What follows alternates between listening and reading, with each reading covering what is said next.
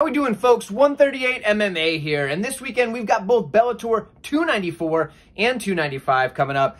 This card, I'm going to break down his Bellator 294. We're going to cover the whole thing. I believe there's 9 fights on the slate. So the shorter of the two, this is the Friday night card. We got the Saturday card on Bellator 295. So we're going to breeze through 294, cover everything on this one, and then we're going to get into 295 later this week. But as always, you can find me on Twitter, 138MMA, Tapology, same name. Also, you can find me on Patreon to get access to everything, including my notes. That's patreon.com/138MMA. And lastly, hey, thank you guys so much for subscribing. We're getting close to that 1,000 mark that I'm really trying to get to. For obvious reasons, the 1,000 mark is a big step. So looking to get there. So thank you guys, all of you that have subscribed already. I appreciate it very much. But enjoy this breakdown. We're going to go through this whole card real quick, and I will see you in the first fight right after this. Ladies and gentlemen, boys and girls, children of all ages, 138 MMA proudly brings to you the hottest picks in the world! Slated to kick off the card in the middleweight division, we have Sharaf Davlatmurodov. I don't know if I've got that right, but let me know in the comments if I did. He's taking on Anthony Adams. So for Anthony Adams, 2-3 in his last 5. Hasn't been the best run of his career. Obviously, all 3 of his losses are in his last 5. For Davlatmurodov, he is 4-1 in the last 5. On a better run there, looking pretty good. In this matchup, Anthony Adams is going to have a decent size advantage here. He's 6'1" with a 76-inch reach. Obviously, that's better than the 5'11", 73.5 for Davlatmurodov, which plays into the striking advantage that Anthony Adams is going to have. Now, he's got good Muay Thai, very dynamic striking, mixes in, elbows, knees, kicks, whatever, just all sorts of different angles to come at you in the striking department. So Anthony Adams should have the advantage in the striking, although I said that in my last breakdown of Anthony Adams when he fought Dalton Rasta, and Rasta went out there and outstruck him. So I don't know. So guess I don't know about that. But he should, on paper, have the better striking and the better clinch work. He does have a good Thai clinch, works well from there. But on the other side, Davlatmurodov is the better wrestler. He's going to have good wrestling, stay safe on the top, just looking for control, kind of landing the body head thing, not doing a ton of damage, but enough to just kind of keep the position. Every now and then he'll posture up and land something big, but typically it's more about staying safe, staying in control, and working with what he can there. He has average striking, I'd say. It's okay, but it's just enough to get the takedown set up. He's going to throw something big at you to make you at least react to block it, because you can't just eat it on the chin and worry only about the takedowns, because he does have enough power to put you down if you're just gonna catch it flush. So for Davlatmurodov, his goal is to get the wrestling going in this fight, especially because Anthony Adams has trouble on his back. Once he gets taken down and is flattened out, he has a hard time getting back to his feet. So in this matchup for me, when I look at these two, the way that this breaks down, I think Davlatmurodov has a pretty good shot here. Now, there's a world where he struggles to get in close enough to get the takedown. Adams is able to keep him at range, work his striking, catch him in the clinch, if they do get in close, and kind of work from there. But realistically, I think that you get a wrestler versus a striker with not much ability to get back to his feet. Typically, the wrestler's going to be able to hold him down and control where the fight takes place. So for me, Davlatmurodov's the pick. No idea what the odds are yet. It's still too early in the week, but Davlatmurodov is probably going to be a decent-sized favorite just because other people are going to see the 4-1 and 2-3, as well as the stylistic advantage. So Davlatmurodov's the pick. He's probably a pretty big favorite. So take it for what you will, but I'll see you guys in the next fight. We have Cris Lencioni coming in off that split decision win in his last time out against Cody Law. We have Blake Smith coming over from Cage Fear FC after losing his title in his last matchup, but otherwise having a pretty impressive run over there. This one here, both guys 4-1 in their last 5. We've got Lencioni, obviously the Bellator veteran. He does have good grappling. His top control is where he excels. He's going to start looking for that submission and use his ground and pound to open that up. A lot of people ask, why do you put ground and pound up there? Doesn't everybody do that? No, some people don't. They're strictly about looking for position, strictly about looking for submissions. When you see a fighter that works the ground and pound to set up the sub, that's a plus to me. So that's why I mentioned the ground and pound. He's going to look for that while he's trying to get the sub set up, but he's going to ultimately be looking for the submission. He does work well with the cage push, getting the guy up against the cage and just kind of winning minutes there, landing shots. Got a solid chin, and he's going to need it because his striking is bad. His hands are all the way down, like way down. They're below the waistline on his shorts. Like, you shouldn't have your hands down there. It's a horrible idea, especially when you're going against a guy like Blake Smith who can crack. But for Lencioni, I think a lot of times what he wants to do is just kind of bait you in. He'll put his hands behind his back and stuff and just do all this stuff to bait you in because he wants to get you on the ground. and he doesn't have the pure wrestling of someone who can just shoot in with a nice double leg from across the cage and pick you up and slam you down. He doesn't quite have that, but he's very good on the mat. He does a lot of grappling competitions outside of the Bellator cage. So he's trying to get you in with his low hands and use his chin as his defense to say, okay, maybe I eat one on the chin, whatever. If I can get this guy to the mat, I think I can win. He kind of does it. Now, he can get a takedown, but he's just not as accomplished in the wrestling style takedowns that somebody with his grappling style could really benefit from. So he'll flick out a jab and then put his hands behind his back and do this weird stuff. I just don't think that's a good idea against a guy like Blake Smith, because Blake Smith's got good striking. It's very clean and crisp. When he's throwing his shots, they're nice straight shots. He's not just throwing these big, like, goofy overhands that you see a lot of wrestlers throw, because he's got the wrestling there. He's a very good wrestler, but he throws clean strikes. He's a very well-rounded fighter, let's put it that way. And he's got the power in the hands as well. When he hits you, you're going to feel it. And a guy with a chin like Lencioni, maybe you won't put him out, but it's not going to make it. He's not going to look good getting hit like that. But the wrestling, on the other hand, for Blake Smith is very good wrestling. He'll, you know, pick you up, slam you down, get to side control instead of just falling in guard all the time. I do like that out of a guy like Blake Smith. The problem with his takedowns is sometimes he leaves his neck exposed, and he'll put it on the outside. Clay Guida, who just fought, you know, for the UFC last weekend, he is a guy that's notorious for kind of just putting his neck on the outside and kind of leaving it there. Blake Smith's been caught doing that a couple of times. He'll put himself in a bad position. It doesn't always come back to bite him, but it can, because that's, you know, that's kind of where he's, it's something that you see him do, and eventually it's going to come back to bite him as he fights better grapplers. Cris Lencioni's a pretty good grappler, so that does scare me a little bit on the Blake Smith side. But he does work heavy ground and pound. Like, he's throwing heat on those ground and pound shots when he's trying to land, not just trying to set up a sub. He's trying to put you through the mat. So that's a good sign. And he works back to his feet if he is taken down. The thing I really like about Blake Smith is his cardio, and we were able to see this at CFFC, because he was in title fights, obviously, going the distance in title fights, working through those long rounds and not slowing down. So for Blake Smith, I actually really like him in this matchup, except for one thing, and that's the fact that he can leave his neck exposed. So I would be way more confident in Blake Smith if he didn't have this one little piece right here. But all in all, Blake Smith is the pick. If he puts his neck out there and Lencioni gets the choke, I won't be mega surprised. But I think Blake Smith's going to have a massive striking advantage. Oh, and also, I think he's got, like, magical healing powers. I know, this is super weird. It was his fight against, something Paris or something. His last successful defense of the title. Dude gets busted wide open. I think it was, like, 4th round. Blood everywhere, and then all of a sudden, it's just gone. Middle of the round, it just disappears. There's no more blood on his face. It's not still bleeding. I don't know what happened. It was weird. But, so I don't know if he's got, like, Wolverine-style healing powers or what, but, like, I don't know.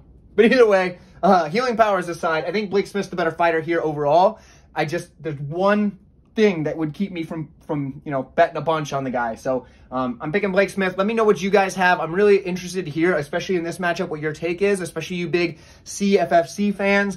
Let me know, and I'll see you guys in the heavyweight division, where Tyrell Fortune tries to come back after a loss to Daniel James, who's looked pretty good as of late, taking on Sergey Bilostenniy, I think is how you say that. He's making his Bellator debut here. He is 5-0 in his last 5 fights. 3-2 on the Fortune side. Now, real quick, hey, if you're enjoying this video, I know this is early for me to ask, but I would appreciate it very much if you would take the time to like this video, and thank you to those of you who have already done so. But let's check out this fight here. So, in this one, we have Bilostenniy, who is a good striker. I think his striking is probably going to be much better than Fortune's here, because he has crisp boxing combinations. He'll keep those hands in, just, you know, right in here. Doesn't stand in the traditional boxing stance in the sense where he's really heavy on the lead leg. It's more of the kickboxing style stance where it's a little more 50-50, but he throws a lot of boxing heavy combinations. He'll mix the kicks in, but it's a lot of boxing heavy combinations.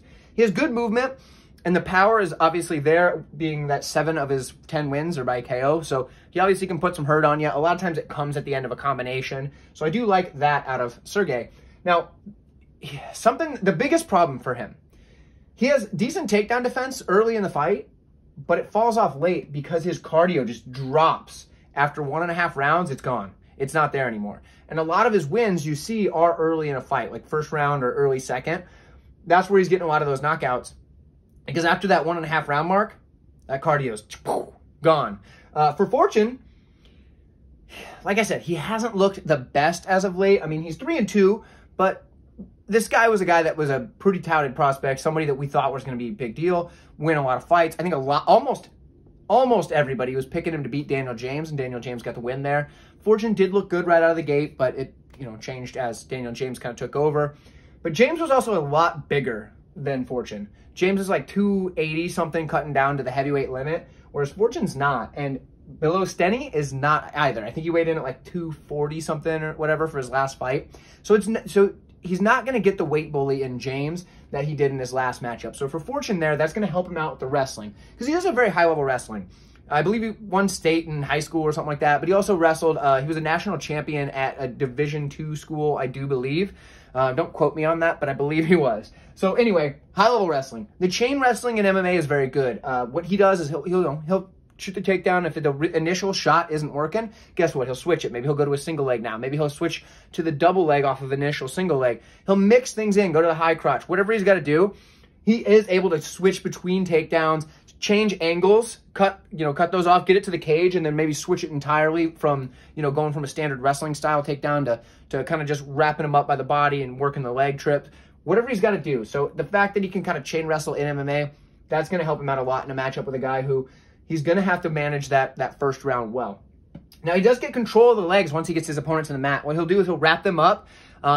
You see it a lot with the Russian wrestlers, guys like, the Khabibs and all them, where they get the legs wrapped up in that like figure four almost and then start really laying it on you with the strikes. Well, he does that as well. It's just a little bit different because a lot of times he'll pick one leg and just wrap up the one. Sometimes he'll go for both, but a lot of times he'll go for the one. And it seems to work really well for him because when people are trying to push, get their way out or trying to work it back up to the cage, they have a hard time with him sitting down heavy on that leg and still landing those shots. So Fortune controls once he gets to the top, and he's very quick in the scrambles. We actually saw that in the Daniel James fight. He looked really good until James was able to reverse position, but James started working back to his feet. Fortune jumped on his back, got him in a deep rear naked choke. James was just strong enough to pull the hand off and then work his way around and start landing some heavy ground and pound. But either way, quick scrambles, looked pretty good in that matchup until he didn't. He is decent in the striking. He does have heavy hands, throws big power shots, but realistically, the striking advantage is on the Bilostenniy side. Now, in this matchup here, okay, don't just hear my pick and then move to the next fight, because I gotta follow up with a few things that I think are gonna help you out a lot. My pick's gonna be Fortune. I'm not mega confident in Fortune because I do think in the first round, Bilostenniy is gonna be way better in the striking, and I think he's gonna be able to use that striking to land on Fortune. But here's the thing. Like I said, he drops off hard after about a round and a half. If you have the option to live bet this, I would not bet it until after that first round and see where Fortune's at. Has he taken a lot of damage in that first round? Has he survived the first round? If so, or maybe even he was even able to get his wrestling going in the first round. If so, Fortune's probably the play right there. Even if he just survives and doesn't take a ton of damage, Fortune's probably the play, because Bilostenniy's now got about 2.5 minutes to get him out of there. And for me, I think Fortune can survive that 2.5 minutes of the second round. And I think he's going to have the better cardio in this matchup. And I think he's going to be able to start getting that wrestling going. And that's where it's going to go in his favor. So for me, Fortune's a pick. I'm not mega confident in him, but that live betting spot is there for you. Let me know what you guys think of that. And I will see you in the next matchup between Kenneth Cross and Killys Mota. Both got very similar records, but Kenneth Cross is on a 5-0 win streak in his last 5 fights. For Killys Mota, 3-2 in the last 5. But he's fought a lot higher level competition than a guy like Cross has. This is going to be an interesting matchup because this is definitely a step up in competition for Cross. But he's looked pretty good.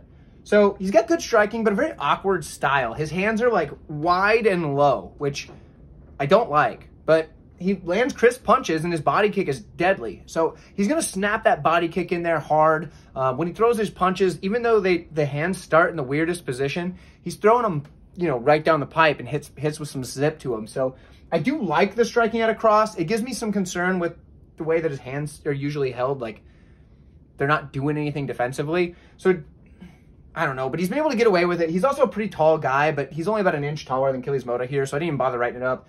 It's an inch, whatever. But Kenneth Cross, his striking, I've liked it against the level of competition he's faced so far. Now in the grappling, it's decent. It's basically the ground and pound that's his best aspect to his grappling, because he lands heavy shots, almost like he's striking from his feet.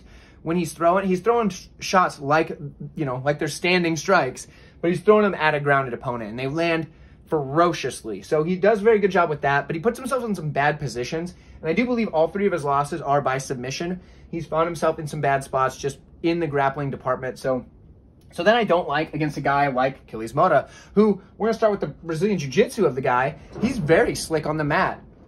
I don't know if you guys heard that. It's very windy outside. He's very slick on the mat, but he's very much position over submission. However, if you give him the opportunity to lock up a submission by putting yourself in a bad spot, he's going to capitalize on that. But he's still very much position over submission, looks for the control, and he's going to use his ground and pound to advance position. He's going to hit you with a clubbing hammer fist to try to get you to turn, and then he can go for the back take. Or he can use that to come around to side control. That's the kind of thing that he's looking to do. He has the wrestling to get it to the mat when he needs to. We saw it in his last matchup where he was able to start securing takedowns as the fight goes on against a nice young up-and-coming prospect who is 7-0 at the time, I do believe. But he's also got good striking on the feet. He's kind of just a well-rounded fighter with veteran savvy. Now, I know the records are very similar, but Killys Mota's been around the game for a while and has fought a better level of competition. I don't think that's a stretch to say. That leg kick that he has is going to be a problem for a guy like Cross because, so with a style like Cross where you want to kind of dart in and land those big shots, if you go to dart in and land a wild shot and Mota times this and throws that big leg kick as you do it, you're going to get, you see it a lot where guys get that leg, hit on the entry when they step in, and they just hit the mat hard. Well, if he hits the mat like that and Mota gets on top of him, Mota's got a good shot at getting the finish there, or at least banking that round. So for me, this is a close fight. I don't think I could bet this one. There's just too many like when I run this through my head, I see too many possibilities for both guys to win. But I do think Mota should get it done. I think he's got the better experience in the Bellator cage, obviously. I think he's got the better level competition. I think he's won against better people. So for me, I'm going to take Mota, but it's a pick, not a bet. Just keep that in mind. But let me know what you guys got if you're confident in one side or the other, and I'll see you in the next one. Moving right along in the welterweight division, we have Michael Lombardo coming in 4-1 in his last 5, taking on Levan Chokheli, coming in 2-2-1 no contest in his last 5 fights. Now, that record in the last 5 kind of can be misleading because I believe he's going to be the favorite when this line comes out. But against a 4-1, you think, okay, well, he's done better in his last 5. There's more to it than that. Styles make fights, level of competition, different things like that. But this is actually the toughest matchup for me to break down on the card as far as making a pick goes. I can break these guys down, don't get me wrong, but coming up with a pick is actually really tough for me because there's a lot of variables that kind of could just go either way. But let's go ahead and break this down, starting with the Lombardo side. The dude has good boxing, and he keeps that high guard here and works his crisp boxing combinations, and I do like that a lot because out of a guy who, is going to be... He's going to be looking to kind of get those hands going well to set up his grappling. He doesn't have a lot of the in-between. His wrestling it's all right, but like he's better once he gets to the ground, but also on the feet. And shooting the takedowns isn't his best avenue, but he can get the boxing going pretty well with those quick hands. And he really just sticks that jab super well. I like that out of Lombardo. Once he gets to the grappling, though, his takedown defense isn't great, but he doesn't ever accept the bottom position. He'll either sweep or start looking to get back to his feet, and he's working his strikes and his submissions in tandem. What he's going to do is try to strike to set up the sub, try to look for a sub in order to get you to react and go for the strikes. I like that a lot about Lombardo. Like I said, it's just the in-between the grappling and the striking that kind of is not his best area, hence why he has such bad takedown defense. I guess it's not terrible. It's just not a strong suit for him. But on the other side, we have Chokheli, who is a dynamic striker with absolutely devastating kicks. If this dude kicks you, he's putting you out. And when he throws his hands, they are lightning fast, and he can throw them in combination. His striking is very, very impressive. When he gets you on the ground, he has amazing ground and pound. This is very, very heavy, but he's very much the a heavy hammer that can shine in some serious, big flashy moments. But over the course of the fight, certain styles can kind of wear on him and break him down. He is durable, but certain styles can just play into what he has to offer. Those big flashy movements. A lot of the volume of boxing from Lombardo could combat the big heavy striking movements that you see out of a guy like Chokheli with those big kicks. Yes, he has quick hands, works in combinations, but it's like, you got your combination and then you come back to it. Whereas Lombardo's just come forward with the combinations and just keeps sticking them going, sticking them moving, keeping them working them, and just continues on with the combinations. I have a really hard time here. So I definitely recommend passing on this fight. I assume Chokheli is going to be the favorite. So for the sake of picking an underdog, I'll take Lombardo here, but it's real low confidence. Both of these guys are very talented fighters. I think both of these guys have a good shot at winning this fight and winning quite a few more to come. I'm going to take Lombardo. He looked really good in his last fight, getting a knockout, got a hook over Lemminger, I believe it was. Hit him with a nice clean hook to the face, dropped him like a sack of potatoes. It was beautiful. Followed it up well. I'm going to take Lombardo just based off of how he's looked recently. He looks to be improving his game, and I just think that the tools that he brings to the table might give him a slight edge, and with him being an underdog, you might as well take a shot on the dog if you're going to pick one way or the other, and it's a 50-50 fight. So that's where I'm at. Let me know who you guys have, and let's go to the next fight. Real fun matchup in the bantamweight division, and just a quick reminder, go ahead and like this video if you haven't already. I'd appreciate it very much, and thank you guys to all of you who have already done so. In this matchup here, we have Danny Sabatello, who is trying to bounce back after his loss to Rafion Stotts when he's challenged for the title. I know it was a split decision, but one of those judges was out of his mind. And on the other side of this matchup, we have Marcos Breno, who is coming off a big win over Josh Hill, where he absolutely dominated that fight, made Josh Hill look like he didn't belong at all, and which was super surprising. I think Josh Hill was probably the favorite going in. I don't remember off the top of my head, but yeah, Josh Hill, veteran of Bellator, looked pretty good so far in Bellator against a guy like Breno, who just stepped in and made him look like he didn't belong in Bellator whatsoever. Since then, Hill's been able to bounce back and get a win in another close matchup, but able to get a win. So big, impressive matchup for Breno. Both guys are 4-1 in their last 5 now. There is a big height advantage, 5 inches, on the Sabatello side. He's a very tall bantamweight. 5'10" is big for bantamweight, as you probably can tell. But in this matchup here, it's going to be the kind of more well-rounded fighter versus the specialist. And the specialist is relentless at what he does. So for Danny Sabatello, wrestling is all that he's going to use. He's just going to wrestle the entire fight and try to win it with control time, wrapping up his opponent. Doesn't really ever do any damage to his opponent, just controls them. And when you control an opponent entirely and they can't hurt you at all, you're going to win the fight. And that's what he relies on. He has top-level control. He is very relentless with his takedowns. He's chain wrestling the whole way. If you resist the first takedown, he's coming back with another one. And he's great in the scramble. So if you start to wiggle your way out or whatever, he is going to just pounce on whatever opening you get him, or you give him. But the problem is he has subpar striking, doesn't really do it. And when he does have you on the mat, he's not really looking to finish. He's not really looking to do a lot of damage. He's just controlling and using that wrestling and that grinding pressure. That's how he's looking to win fights, and it's worked very well for him so far. Obviously, you can see his record is 13-2. He does have that loss to Stotts, and that's what he's coming into this fight off of. On the other side, we have a bit more of a well-rounded fighter here. A guy with a lot of forward pressure in Breno. He does have crisp striking with some very nice combinations. Will work the body. Striking, it's not even close. Striking is definitely on the Breno side here. But in the grappling, he's not bad himself. Solid grappling. He's good on top. He's good control. But he also is slick off his back. He's able to kind of start fishing for submissions, work for what he's got to work for. He has good takedown entries of his own. I don't know that he's going to be able to get the takedown on a guy like Sabatello, so that might just be completely null and void. But he has the option in his back pocket, and we did see him get it over Josh Hill, who's an accomplished wrestler in his own right. The cardio is there, so he's going to be able to keep up with a guy like Sabatello over the 3 rounds this fight is. And he has excellent reaction time. Something I noticed, when Hill would go to throw a strike at Breno, Breno was either able to block it, or, I mean, he ate a couple of them, or get out of the way, and even in a few instances, shoot a excellent takedown right underneath that strike. Breno's reaction time, maybe not top tier, but it's pretty dang good. So I do like that. I see a lot of potential here on both sides, and it's interesting to me because I actually did get a glance at what the opening odds are going to be for this one, and I think Sabatello is going to open at like -800. That's tough for me to play a guy that's not trying to finish a fight. He's just trying to control the entire time at -800. Yeah, Sabatello should win this fight, but the odds have swayed me. They've forced my hand.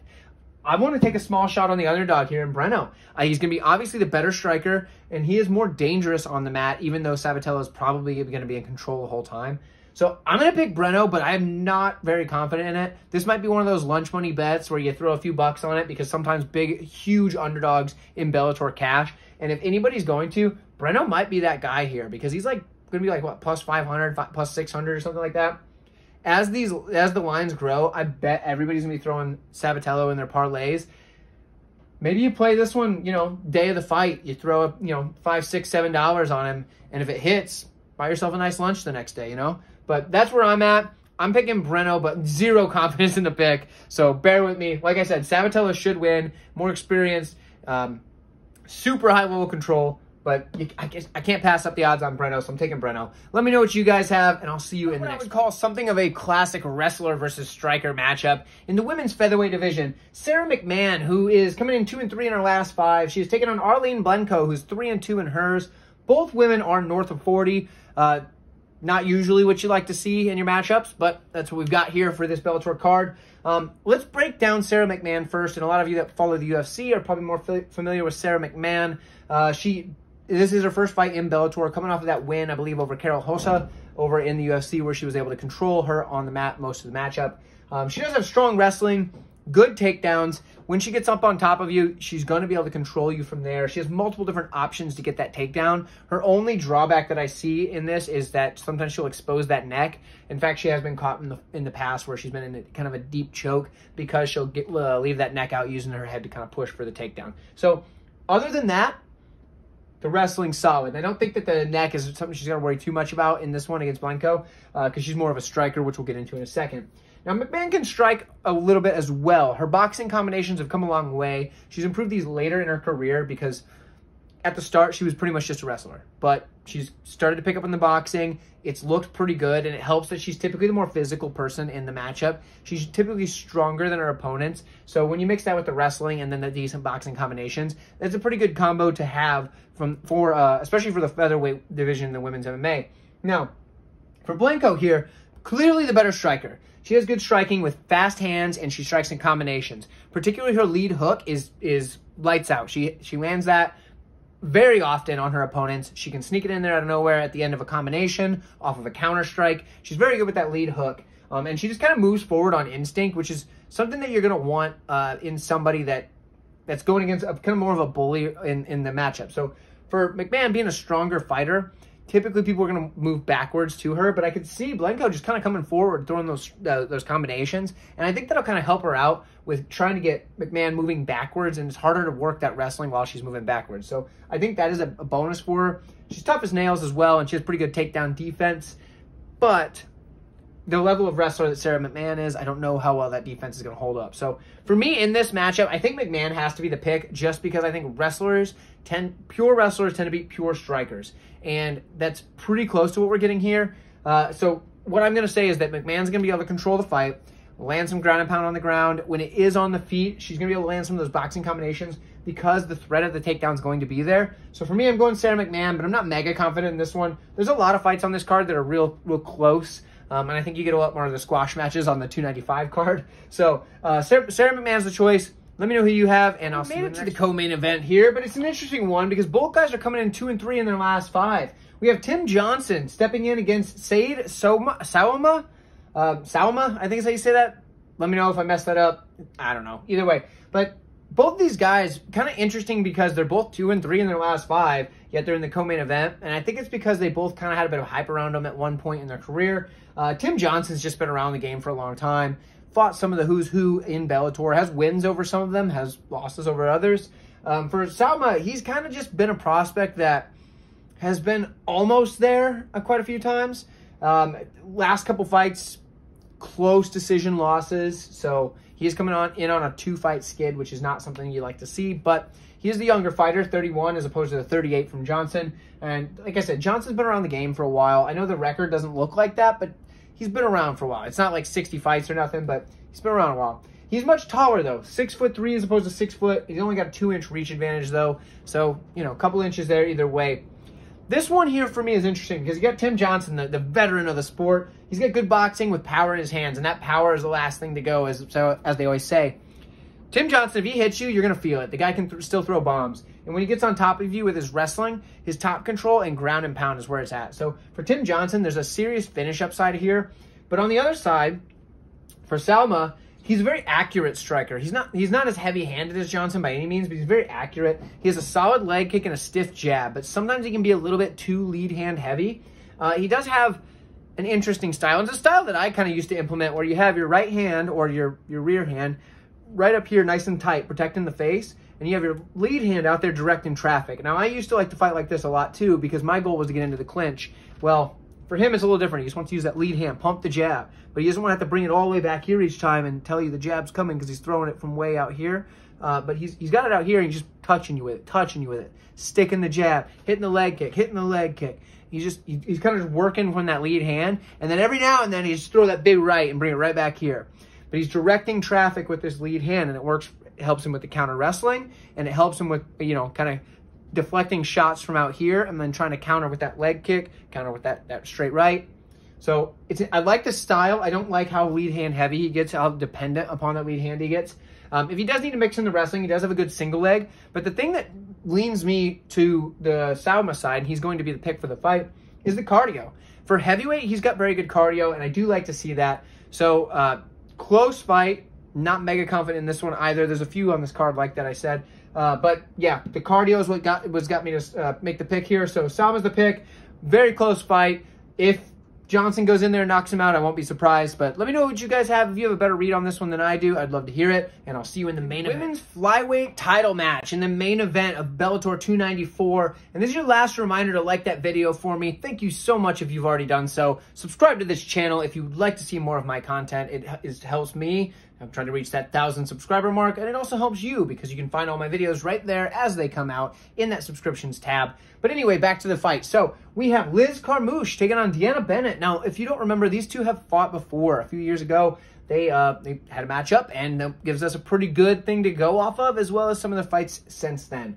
For this one, both gals have a lot of experience, and both gals have been around for a while. So we got a 39-year-old and a 38-year-old. So both of them have been around the game for a long time. 5-0 in the last 5 for Carmouche because she's the defending champion and she's undefeated in Bellator. And 3-2 for Bennett, one of those losses being to Carmouche. So there's something I want to point out here. Carmouche, there's a world where she's still the UFC flyweight champion out there somewhere. Because she has fought the who's who. She has a win over Valentina Shevchenko way back in the day.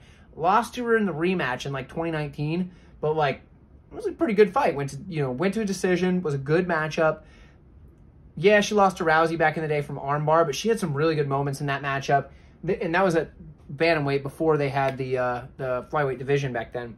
But yeah, so Carmouche, there's a world where she is still world champion over in the UFC, but she now finds herself over here in Bellator as the world champion, fighting DeAnna Bennett, who gave her a tough matchup their first match. So for Bennett, she's got good grappling. The top control is where it's at. She can land some good ground and pound from there. Works well in the transitions as the opponent tries to shift and gain position. She's good at kind of following it through and ending up in the right spot.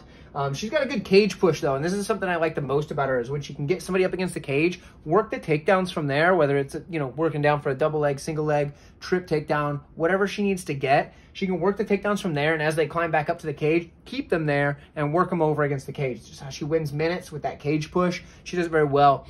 And in the striking department, she's boxing heavy, but she's got good boxing combinations, does a pretty good job of moving forward and throwing long, straight punches at her opponents. And she had some success in the second round against Carmouche in their last fight. Now, for Carmouche, she has very good wrestling. She has good takedowns, and a lot of that comes from her being so physically strong. When she gets a hold of you for this takedown, she can rip you right off of your feet and put you on the mat. Once she gets there, her Brazilian Jiu-Jitsu is very good. She does have excellent transitions on the mat, moving to the next position. She just cuts through you like butter. Now, her striking, it's one of the few fighters that I think from a defensive standpoint, they win fights. She is very defensively efficient in the striking, good high guard, blocks punches very well. She has good counter striking as well, and I think that's the thing. She can block, she can slip and counter. She does it very, very well, and she doesn't have a lot of offensive striking, like where she goes first and she's looking to walk you down with her striking. She can do it if she has to, I guess, but realistically, she's more of a defensive striker, and she's looking to get the fight to the mat to implement her offense. But in the first fight, if you remember, maybe you don't, but I'm going to give you a quick recap if you don't. Liz Carmouche won the first round very impressively, looked pretty darn good, but in the second round, DeAnna Bennett came out and actually put it on Carmouche a little bit. landed some good shots, was able to get some top control time, worked pretty well, and clearly won the second round. Maybe not quite as dominantly as the first round for Carmouche, but when Carmouche got back to her corner said, hey, you need to win this round. She did you one better. She went out there in the third round and got the finish because her corner said, hey, you need to win this round. She said, okay, why don't I just win the fight? Went out there and got it done. A lot of people were betting on Juliana Velasquez in the last two matchups against Carmouche, and they were saying that Carmouche is too old, whatever, this, that, and this. I bet on Carmouche both times, and I believe she was plus money both times, and she definitely, she overperformed. She over-delivered for me. Carmouche is still legit. I don't care what 39 says. She doesn't fight like a 39-year-old that's towards the end of her career. She still has it. And her only losses are to some of the best women in all of women's MMA at the time, especially. Yeah, she's lost to Valentina Shevchenko. She lost to Ronda Rousey. She has a loss to Miesha Tate, but not the Miesha Tate that we see today, the Miesha Tate of back then when she was the second best after Rousey at the time. And those are up a weight class, don't forget. So Carmouche is still super legitimate as one of the best women on the planet as far as MMA goes, and I think Carmouche is going to get this one done. She's one of my more confident picks on the card. If you want to know how confident, go over to patreon.com/138MMA, where you can see all of my picks rated with a confidence rating right next to them there, as well as access to all of my notes and all those other goodies, including the Patreon parlay. But yeah, for me, Liz Carmouche is the pick, and I think it's a pretty clear pick. She's already beaten her once, and she did it pretty well in that third round when she came out and got the finish via submission. So for me, easy one there. Let me know what you guys have, and I will see you next time. I will see you soon for Bellator 295. So see you in that video.